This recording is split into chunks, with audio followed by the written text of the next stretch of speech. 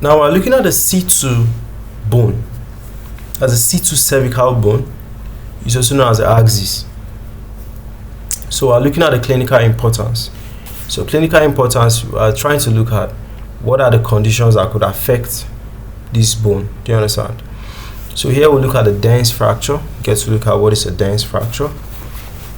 We'll also get to look at the atlantoaxial instability. Atlantoaxial instability. So dense is basically that process that is coming from C2, and these are the different types of fractures that could occur to it: type 1, type 2, type 3. So C2, you should know that it's a pivotal cervical vertebrae, and it allows the head to be able to rotate. Your head is rotating simply because what? Your is fitted on this dens.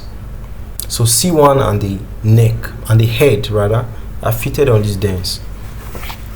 So let's look at them. So the dense fracture, also known as odontoid fracture, it's just fractures of the odontoid process of the C2, often due to traumas like a fall, anything that will exaggerate your neck, and motor accident. So you classify it based on the Anderson D'Alonso classifications. This is it. Type 1 is the tip. Okay. Type 2 is the base. At the base. Type 3 is what? Extend into the C2 body. Okay. So neck pains. That's clinical features. There'll be neck pains, there'll be restricted movement, and it could also even affect the nerves there. Okay. So type 2 are particularly unstable and often require surgical fixation. That's the fractures at the neck of the odontoid process.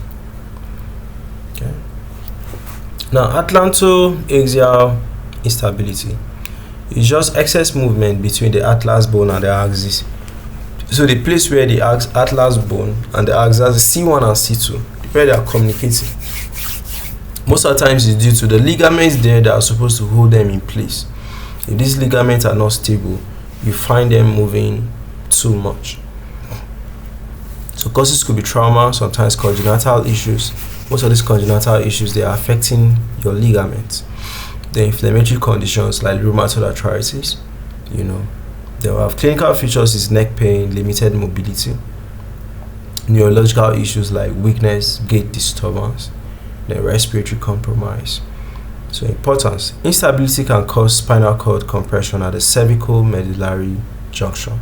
If your spinal cord is compressed, a lot of issues. Okay, so this is what we have for these two conditions that could basically affect the C2 bone.